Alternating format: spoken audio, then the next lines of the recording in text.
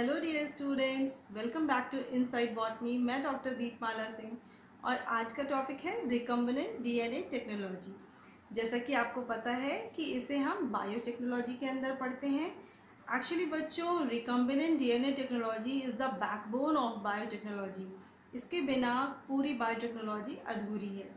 तो हम यहाँ बात कर रहे हैं बिल्कुल ही नई टेक्निक की, और जिसको हम लोग जेनेटिक इंजीनियरिंग के नाम से भी जानते हैं और जीन क्लोनिंग के नाम से भी जानते हैं। तो जैसा कि नाम ही सजेस्ट कर रहा है बच्चों, दो डीएनए फ्रैगमेंट्स को लेके रिकम्बाइन करना। तो इसके लिए कुछ बेसिक रिक्वायरमेंट्स हैं जो मैं आपको बता देती हूँ। आप जल्दी जल्दी इसको नोट करते जाइए बच्चों। तो फर्स्ट रिक्वायरमेंट है डिज़ायर्ड जीन की। आपको वो जीन चाहिए जिसका हमें जेनेटिक इंजीनियरिंग करना है या जिसको हमें यूटिलाइज करना है फर्दर। सेकेंड चीज़ है रिस्ट्रिक्शन इंडोन्यूक्लियस। रिस्ट्रिक्शन इंडोन्यूक्लियस बच्चों, इसको बायोलॉजिकल सीजर भी कहते हैं, क्योंकि जब आप कोई डीएनए फ्रेगमेंट्स लेंगे तो उसकी कटिंग करने की ज़रूरत पड़ेगी और तब वहाँ पर आपका रिस्ट्रिक्शन इंडोन्यूक्लियस यूज़ होगा। जो नेक्स्ट चीज़ है बच्चों वो है वेक्टर। यानी ये क्या है, ये भी एक तरह का डीएनए फ्रैगमेंट ही है या डीएनए ही है जो क्या करता है, उस आपके डिज़ायर्ड जो डीएनए है उसको एक्सेप्ट करता है। तो उन दोनों को सील करने के लिए भी कुछ चाहिए। तो नेक्स्ट चीज़ हुई हमारा डीएनए लाइगेज एंजाइम, जो क्या है, एक सीलिंग एंजाइम है। जैसे आपका ग्लू होता है, बिल्कुल ये वैसे ही फंक्शन करता है। इसके बाद आपको चाहिए एक परफेक्ट होस्ट, जिसके अंदर ये हमारा जो नया डीएनए बन गया है, रिकम्बिनेंट डीएनए, जो इसके अंदर जाके मल्टीप्लाई कर सके। तो सबसे पहले हम बात करते हैं इसके स्टेप्स की। तो फर्स्ट स्टेप, जैसा कि मैंने आपको बताया, identification and isolation of genes. तो यहाँ पर आइडेंटिफिकेशन करने के कई माध्यम हैं, जिसमें से जेल इलेक्ट्रोफोरेसिस बेस्ट है। और जेल इलेक्ट्रोफोरेसिस क्या होता है बच्चों, इसको हम लोग लेटर पढ़ेंगे in the headings northern blotting, southern blotting and western blotting. और आइसोलेशन ऑफ जीन, ये यानी जीन को आइसोलेट करना। तो हम ये जीन कहाँ से पाएंगे? ये इस जीन को पाने के लिए बच्चों हमारे पास कई सोर्स हैं। जैसा कि फर्स्ट सोर्स, जिसको हम लोग कहते हैं जीनोमिक लाइब्रेरीज। यहाँ पर डिफरेंट टाइप के जीनोम सुरक्षित किए जाते हैं और लगभग ये हर देश के पास अपनी एक वेल डेवलप्ड जीनोमिक लाइब्रेरी होती है। इसके अलावा साइटोलॉजिस्ट सी डीएनए का भी इस्तेमाल करते हैं। सी डीएनए लाइब्रेरी भी है। सी डीएनए बच्चों क्या होते हैं? These are complementary DNAs. Complementary DNAs यानी जो एमआरएनए को एज अ टेम्पलेट रख के सिंथेसाइज किए जाते हैं रिवर्स ट्रांसक्रिप्शन के द्वारा। यहाँ पर बच्चों ये इंपॉर्टेंट है, क्योंकि हमें सी डीएनए का होने वाला जो उसका ट्रेट है वो हमें पहले से ही पता है। क्यों? क्योंकि वो तो एमआरएनए से बना हुआ है, तो हमें उसके बारे में पहले से ही नॉलेज है कि इसमें क्या ट्रेट्स होने वाले हैं। तो सी डीएनए भी एक अच्छा विकल्प है। इसके बाद हम बात करें तो केमिकली सिंथेसाइज जीन्स भी यूज़ होते हैं, यानी जिसको हम लोग आर्टिफिशियली लैब के अंदर सिंथेसाइज कर सकते हैं। और फोर्थ तरीका जो है बच्चों, वो आप किसी वाइल्ड वेराइटीज से, किसी वाइल्ड टाइप वेराइटी से उसका जीन आइसोलेट कर लें, जिसको आपको फर्दर आगे यूज़ करना है। तो अगर हम डायरेक्ट जीन आइसोलेट करने की बात कर रहे हैं तो इसका मतलब हमें उसे सेल से बाहर निकालना है। तो हम उसे सेल से कैसे बाहर निकालेंगे? इसके लिए आपको एक्सट्रैक्शन मीडियम की ज़रूरत पड़ेगी, जिसमें आप सेल को क्रश करते हैं, उसका डीएनए अलग करते हैं, फिर उस डीएनए को सेंट्रीफ्यूगेशन के द्वारा उसकी डेंसिटी के अकॉर्डिंग जब वो सेटल हो जाता है तब आप उसको डीएनए एक्सट्रैक्ट करते हैं, उसका प्यूरिफिकेशन करते हैं और उसको फिर एम्पलीफाई करते हैं एंड देन उसको यूज़ करते हैं। एम्पलीफाई कैसे करते हैं बच्चों? इसके लिए पीसीआर टेक्निक का नाम आपने सुना होगा। PCR, polymerase chain reaction. यहाँ पर एक डीएनए फ्रेगमेंट से उसके हम थाउजेंड्स ऑफ कॉपीज़ बना सकते हैं। इसका मतलब ये एक तरह का फोटोकॉपियर है जो बहुत ईजी स्टेप्स में डीएनए को एम्पलीफाई कर देता है और उसकी बहुत ज़्यादा मात्रा में उसको बना देता है। तो अब हम बात करते हैं नेक्स्ट स्टेप की। जब हमने ये डीएनए को आइडेंटिफाई कर लिया, उसको आइसोलेट कर लिया, तो अब हमें क्या करना है? हमें कटिंग ऑफ डीएनए करना है। कटिंग यहाँ पर बच्चों बहुत इंपॉर्टेंट है, क्योंकि इसके लिए जैसे मैंने आपको अभी रिक्वायरमेंट से बताया था, रिस्ट्रिक्शन इंडोन्यूक्लियस की ज़रूरत पड़ती है, जिसको बायोलॉजिकल सीजर भी कहते हैं। ये बायोलॉजिकल सीजर बच्चों बहुत स्पेसिफिक होते हैं। ये एक तरह के डीएनए सीक्वेंस को ही पहचानते हैं, यानी जो भी रिस्ट्रिक्शन इंडोन्यूक्लियस होंगे अलग अलग होंगे, लेकिन वो अलग अलग डीएनए सीक्वेंसेस को पहचानते होंगे, बट उनका सीक्वेंस बहुत स्पेसिफिक होगा। तो वो जब भी कट लगाएंगे तो वो स्पेसिफिक सीक्वेंस पे लगाएंगे। तो यहाँ पर हमें एक चीज़ और ध्यान रखनी है कि हमें एक ही रिस्ट्रिक्शन इंडोन्यूक्लियस यूज़ करना है अपने फॉरेन जो हमें जीन डिज़ायर्ड जीन था यानी फॉरेन जीन, उसको और जो हम आगे वेक्टर में कट लगाने वाले हैं उसमें। तो दोनों के लिए हमें क्या करना है, एक तरीके का ही रिस्ट्रिक्शन एंडोन्यूक्लियस यूज़ करना है। उसके बाद हम बात कर रहे हैं, जब हमने इस पर कट लगा लिया तो हम क्या करेंगे, अब हमें एक अच्छा सुटेबल वेक्टर क्या है बच्चों, ये एक तरह का डीएनए फ्रैगमेंट ही है जो आपके फॉरेन डीएनए को अपने साथ कैरी करेगा और उसके बाद उसको मल्टीप्लाई करने में हेल्प करेगा। तो यहाँ पर जब हम इसको डीएनए के साथ जोड़ेंगे तो हमें क्या चाहिए होगा, डीएनए लाइगेज। जैसे कि मैंने आपको पहले बताया कि डीएनए लाइगेज क्या है, इट इज़ अ ग्लू। तो यहाँ पर उस ग्लू को हम यूज़ करते हुए दोनों डीएनए को जोड़ लेंगे। अब जो हमारे पास डीएनए बन के आ रहा है बच्चों, इसी को हम लोग कहते हैं रिकम्बिनेंट डीएनए। ये इसको हम लोग काइमेरिक डीएनए भी कहते हैं। इसमें दो तरह के डीएनए इन्वॉल्व हो गए, एक जो आपका डिजायर्ड जीन है और दूसरा जो वेक्टर है। यहाँ पर हमें वेक्टर के डीएनए से मतलब नहीं है, यहाँ हमें मतलब है अपने डिजायर्ड जीन से। जीन क्या है बच्चों, आपको पता है, स्मॉल डीएनए फ्रेगमेंट्स जो नेसेसरी है ट्रेट्स के लिए। तो अब इसके बाद जो इम्पॉर्टेंट चीज़ और आ रही है, तो हम इस वेक्टर को हम कहाँ पर डालें, इसके लिए हमें एक सुटेबल होस्ट चाहिए, जो कि हमारा नेक्स्ट पॉइंट है। तो हम सुटेबल होस्ट को ढूंढ लेंगे। और उसके बाद जो लास्ट पॉइंट है, तो वो हमारा जो रेप्लिकेशन के बाद जो डाउन स्ट्रीमिंग यानी कि जो प्रोडक्ट फॉर्मेशन हुआ है उसको आइडेंटिफाई और आइसोलेट करना। तो सबसे पहले हम बात करते हैं वेक्टर्स की, कि ये वेक्टर्स क्या होते हैं। वेक्टर बच्चों, वेक्टर जो है इसको हम लोग कैरियर डीएनए भी कहते हैं, क्योंकि यही वो है जो आपका डिजायर्ड जीन कैरी करेगा। तो ये हो सकते हैं प्लाज्मिड जो है बच्चों, ये नेचुरली अकरिंग वेक्टर हैं। ये कहाँ पर प्रेजेंट है, ये मोस्टली बैक्टीरियल सेल्स में पाए जाते हैं। और ये एक एक्स्ट्रा क्रोमोसोमल डीएनए है। इसका मतलब बैक्टीरिया के पास दो तरह का क्रोमोसोम हो गया, एक बैक्टीरियल क्रोमोसोम और ये एक प्लाज्मिड जो एक्स्ट्रा क्रोमोसोम है। ये एक्स्ट्रा क्रोमोसोमल डीएनए है, ये विद इन द बैक्टीरिया भी रेप्लिकेट करता रहता है और हर बैक्टीरिया के रेप्लिकेशन साइकिल के साथ भी रेप्लिकेट करता है। उसके अलावा हम बैक्टीरियोफेज को भी यूज़ कर सकते हैं एज अ कैरियर, और हम यूज़ कर सकते हैं रिट्राइवर वेक्टर।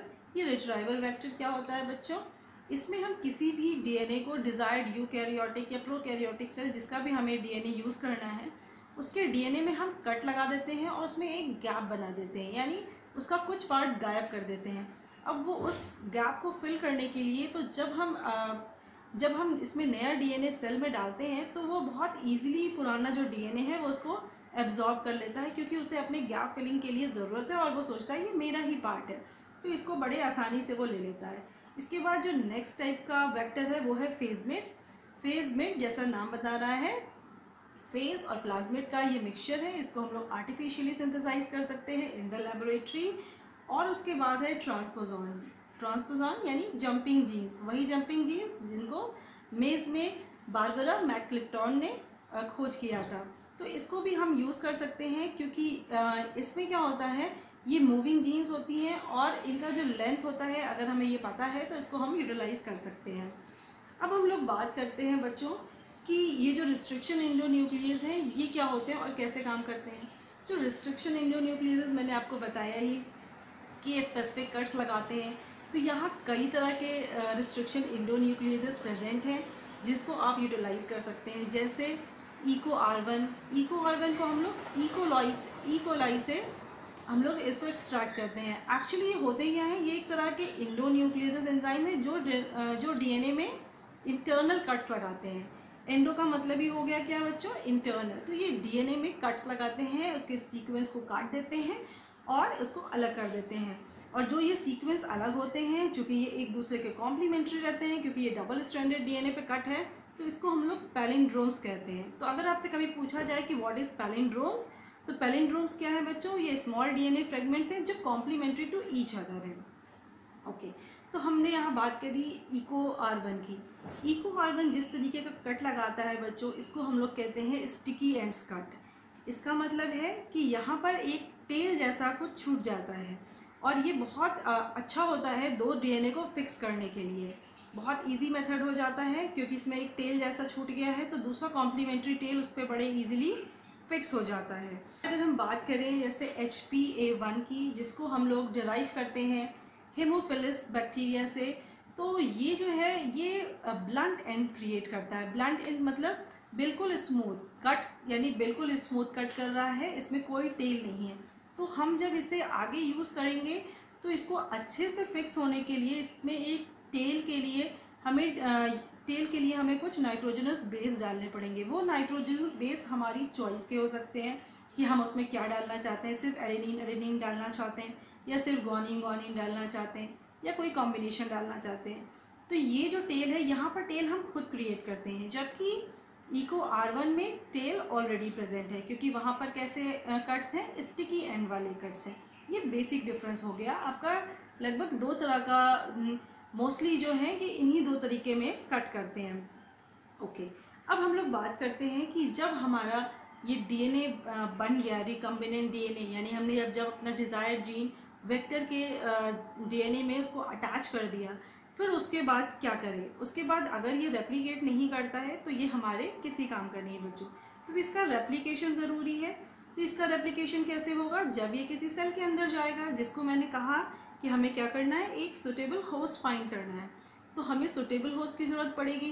तो अगर हम बच्चों प्लाज्मिड यूज़ कर रहे हैं, जैसा कि मैंने बताया, चूँकि ये बैक्टीरिया का ही एक्स्ट्रा क्रोमोसोम है, तो बैक्टीरिया इसके लिए बिल्कुल ईजी रहता है कि ओके इसको एक्सेप्ट करने के लिए, क्योंकि बैक्टीरिया को वो अपना ही पार्ट लग रहा है। तो यहाँ पर ये बैक्टीरिया के साथ इसको बहुत ईजिली सेल में इसको एक्सेप्ट कर लिया जाता है और ईजिली इसका रेप्लिकेशन शुरू हो जाता है। लेकिन अगर हम किसी और तरीके का ले रहे हैं वेक्टर, तो थोड़ी प्रॉब्लम हो सकती है।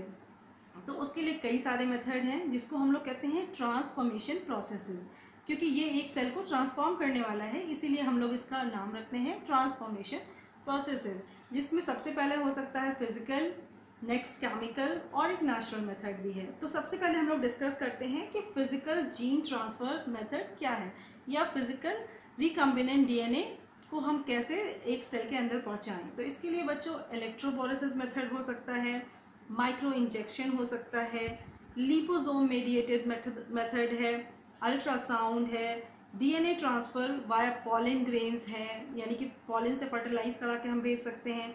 और इसके अलावा जो लैब में बहुत मोस्टली यूज़ होता है, दैट इज़ शॉटगन मेथड। यहाँ पर हम बात कर रहे हैं माइक्रो इंजेक्शन की, तो वो एनिमल सेल के लिए बहुत अच्छा होता है, क्योंकि यहाँ पर क्या है, उसमें सेल वॉल नहीं है। तो एक इंजेक्शन के द्वारा, जैसे आपको इंजेक्शन लगाया जाता है, सिमिलरली सेल को इंजेक्शन लगाया जाता है और उसमें वो डीएनए अंदर भेज दिया जाता है। और जब शॉटगन की अगर हम बात करें, तो ये प्लांट सेल के लिए बहुत अच्छा होता है बच्चों, क्योंकि प्लांट सेल के पास आपको पता है उसकी जो बाहरी सबसे लेयर है उसको हम लोग कहते हैं सेल वॉल, और सेल वॉल हार्ड होती है, तो उसको कोई मामूली सा इंजेक्शन तो बिल्कुल नहीं भेज सकता है। तो उसके लिए एक गन जैसी ज़रूरत पड़ती है, जिसको हम लोग कहते हैं शॉटगन मेथड। यहाँ पर गन में जो पार्टिकल्स डालते हैं, यानी जैसे नॉर्मल बंदूक में जो गोली होती है, तो आपको पता है यहाँ पर उसकी जगह पर क्या होता है, गोल्ड के पार्टिकल्स होते हैं जो पॉजिटिवली चार्ज हो सकते हैं, और उसके ऊपर हम लोग डीएनए उसके चारों तरफ लगा दिया जाता है, जो डीएनए नेगेटिवली चार्ज है, तो ये दोनों अटैच हो जाते हैं और फिर उसको एक गन की तरह से शूट कर दिया जाता है प्लांट सेल के अंदर, और इस तरह वो प्लांट सेल में पहुंच जाते हैं, जहाँ पर उनका रेप्लिकेशन स्टार्ट हो जाता है with the help of cell machinery. जो सेल में पहले से मशीनरी प्रेजेंट है उसको यूटिलाइज करते हुए ये अपना रेप्लिकेशन शुरू कर देते हैं। उसके बाद हम बात कर रहे हैं अगर केमिकल मेथड की, तो केमिकल मेथड और इलेक्ट्रोपोरेशन मेथड काफ़ी हद तक सिमिलर है, क्योंकि इलेक्ट्रोपोरेशन मेथड में भी हम लोग केमिकल का यूज़ करते हैं, जैसे कैल्शियम आयन या किसी दूसरे पॉजिटिव चार्ज आयन का। इससे क्या होता है कि सेल में पॉजिटिव चार्ज बढ़ जाता है और वो उसमें बड़े पोर्स पैदा हो जाते हैं, जो क्या करते हैं, नेगेटिवली चार्ज डीएनए को ईजिली अपने अंदर ले लेते हैं। उनके लिए एक तरह से चैनल क्रिएट हो जाता है। दूसरी तरीके से हम बात करें तो हम लोग पेग का यूज़ कर सकते हैं, PEG पॉलीएथाइलिन ग्लाइकॉल, है कि सेल की जो है एंडोसाइटोसिस पावर को बढ़ा देता है। तो यहाँ पर मैक्रोमोलिक्यूल्स भी, जैसे डीएनए है, इसको भी सेल इजीली क्या करती है, एब्जॉर्ब कर लेती है, और इससे सेल के प्रोटोप्लाज्म को कोई हार्म भी नहीं होता है और बड़े इजीली सेल। उसके बाद हम बात कर रहे हैं एक नेचुरल मेथड की। तो यहाँ केमिकल मेथड हो गया, फिजिकल मेथड हो गया, और उसके बाद एक है नेचुरल मेथड। नेचुरल मेथड जैसे कि बैक्टीरिया के अंदर डाल दिया या बैक्टीरियोफेज को यूज़ किया, क्योंकि आपको बच्चों पता है जैसे बैक्टीरियोफेज हैं वो क्या करते हैं, बैक्टीरिया को इन्फेक्ट करते हैं। तो यहाँ पर हमें क्या करना है, बैक्टीरियोफेज का अगर हमने डीएनए चेंज कर दिया यानी उसको रिकम्बिनेंट बना दिया, तो बैक्टीरियोफेज जब उसको बैक्टीरिया को इन्फेक्ट करेगा तो क्या होगा, यहाँ पर वो अपने आप ऑटोमेटिकली अपना ये रिकम्बिनेंट डीएनए उसके अंदर इंसर्ट कर देगा। हाँ, यहाँ एक चीज़ बात और है बच्चों कि यहाँ पे कंट्रोल कर लिया जाता है, जैसे बैक्टीरियोफेज का जो डिजीज कॉजिंग पार्ट है उसको क्या करते हैं, उस जीन को हम लोग रिमूव कर देते हैं और वहाँ पर हम अपने अच्छे वाले जीन्स रख देते हैं, जिसकी वजह से ईजिली वो इसके अंदर चला जाए। तो यहाँ एक चीज़ और ध्यान देने की बच्चों, जो प्लाज्मिड के बारे में है, प्लाज्मिड जो नेचुरली अकरिंग है वो तो आपको पता ही है, लेकिन इस नेचुरली अकरिंग प्लाज्मिड में भी बहुत सारे जेनेटिकली इंजीनियर्ड प्लाज्मिड भी आपको मिलेंगे। तो यानी इन प्लाज्मिड के साथ भी कुछ छेड़छाड़ करके उसको और यूज़फुल बनाया जा सकता है। जैसे कि कैलिफोर्निया, यूनिवर्सिटी ऑफ कैलिफोर्निया ने PUC बनाया, UC university of California, P stand for plasmid. इसमें डिफरेंट प्लाज्मिड्स के अच्छे जो जीन्स थे उसको कंबाइन कर लिया गया और उसके द्वारा एक बहुत ही यूज़फुल प्लाज्मिड बनाया गया। तो इसमें कौन कौन सी पावर है, इसमें एम्पिसिलिन रेजिस्टेंस की पावर है, इसमें रेप्लिकेशन की पावर है, इसमें लैग-जेड जीन की पावर है जो इकोलाई में प्रेजेंट होता है। तो इस तरह से प्लाज्मिड्स को और नए नए फॉर्म में भी बनाया जाए। तो बैक्टीरियल सेल के अंदर जब ये मल्टीप्लाई हो रहे हैं तो मल्टीप्लाई होने के बाद इनका जो काम है वो क्या है, ट्रांसलेशन। तो ट्रांसलेशन से हमारा डिज़ायर्ड प्रोटीन बन जाएगा, यानी कि हमें जो ट्रेट चाहिए था वो अब सामने आने लगेगा और यही हमें चाहिए था। तो अगर हमें कोई प्लांट को ट्रांसजेनिक प्लांट बनाना है तो ये बहुत ही ईजी मेथड हो सकता है, क्योंकि हमने बैक्टीरिया से क्या किया, उस प्लांट को इन्फेक्ट करा दिया और बहुत जल्दी, जैसे आपको पता है इन्फेक्शन फैलता है, उसी तरह बैक्टीरियल इन्फेक्शन फैल जाएगा और देखते ही देखते आपकी पूरी फील्ड के जो क्रॉप्स हैं वो सारे इससे इन्फेक्ट हो जाएंगे। तो बिना ज़्यादा मेहनत किए आपके सारे प्लांट क्या हो गए, ट्रांसजेनिक प्लांट में कन्वर्ट हो गए। यानी आपको एक बार बस लैब में जेनेटिक इंजीनियरिंग से उस बैक्टीरिया के अंदर वो प्लाज्मिड डालना था, उसके बाद क्या हुआ, सारे प्लांट आपके ट्रांसजेनिक बन गए।